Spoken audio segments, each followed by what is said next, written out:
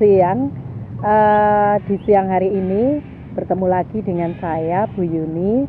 Kita akan mempelajari materi pembelajaran sejarah mengenai perubahan dan keberlanjutan. Apa pengertian dari perubahan itu sendiri dan apa pengertian dari keberlanjutan itu sendiri?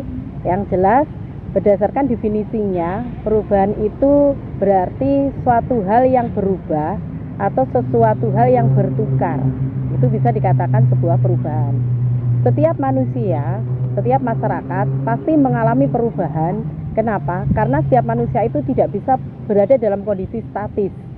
Manusia tidak bisa dalam kondisi diam, tetapi manusia pasti mengalami dinamika dan itu adalah sebuah perubahan.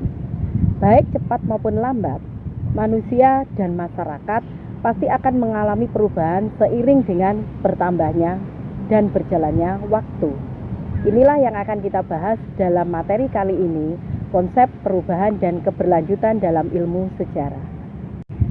Sebelum kita mengalami kondisi yang modern, seperti yang Anda lihat di sekeliling kita, ini adalah kondisi modern yang menyelingkupi manusia dan masyarakat.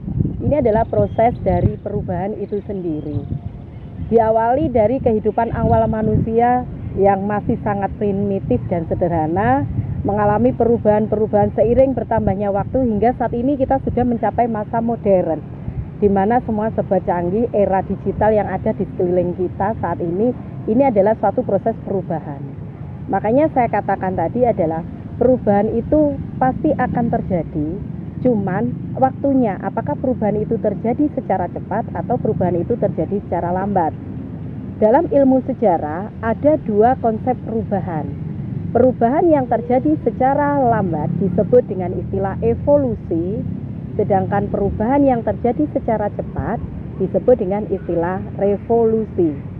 Nah, sebagai contoh, perubahan yang terjadi secara lambat dan dalam waktu yang lama atau disebut dengan evolusi, itu bisa kita contohkan adalah perubahan manusia dari bentuk manusia yang dalam bentuk fisik maupun kehidupan sosial budayanya yang primitif menjadi manusia yang modern seperti saat ini, seperti kita sekarang ini. Ini bisa dikatakan evolusi, atau kita sering mengenal dengan istilah evolusi manusia purba. Sedangkan perubahan yang terjadi secara cepat dalam waktu yang singkat ini dikenal dengan istilah revolusi. Revolusi ini akan membawa dampak perubahan dalam segala aspek dalam waktu yang sangat cepat, dan itu penting.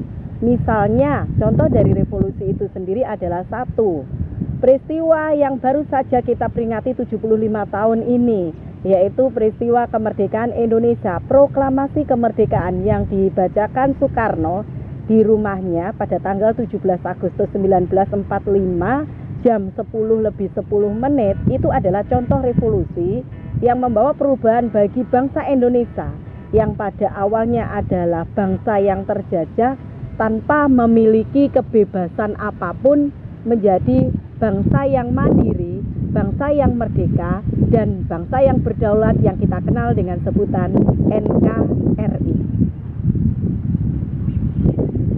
Perubahan itu sendiri bisa dibedakan juga menjadi dua, apabila perubahan itu mengarah ke hal positif dan perubahan yang mengarah ke hal negatif.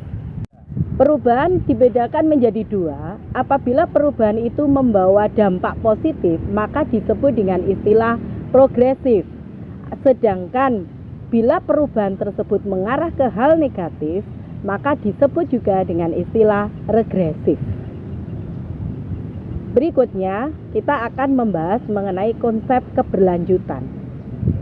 Konsep keberlanjutan yang dimaksud di sini adalah bahwa segala sesuatu yang terjadi pada saat ini itu pasti diawali dari proses-proses sebelumnya.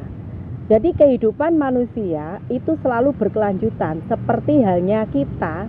Dari kita ada saat ini karena diawali dari kelahiran kita, dimulai juga dengan era anak-anak kita, remaja hingga saat ini. Ini adalah proses keberlanjutan. Tidak ada saat ini apabila tidak ada masa lalu. Nah, masa lalu inilah yang mendorong lahirnya masa sekarang. Sehingga bisa dikatakan dalam sejarah bahwa kehidupan ini melalui proses keberlanjutan. Kadang ada orang yang mengatakan bahwa hidup itu berlanjut, atau ada juga orang yang mengatakan bahwa peristiwa ini pernah terjadi sebelumnya, atau terjadinya peristiwa yang berulang. Apakah itu betul? Nah, orang yang mengatakan bahwa peristiwa berulang itu sebenarnya bukan peristiwa itu yang berulang, tetapi fenomenanya. Jadi kalau peristiwa itu sendiri tidak akan berulang, tetapi fenomena atau kejadian yang hampir serupa yang pernah terjadi di masa lalu itu bisa terjadi di masa sekarang. Makanya tujuan dari belajar sejarah itu dalam proses keberlanjutan adalah bahwa apa yang terjadi di masa lalu bisa kita pelajari hikmah dan bagaimana penyelesaiannya untuk kita jadikan dasar acuan hidup di masa sekarang. Ini adalah konsep keberlanjutan dalam sejarah. Sehingga konsep perubahan dan keberlanjutan ini pasti ada dalam ilmu sejarah. Terima kasih.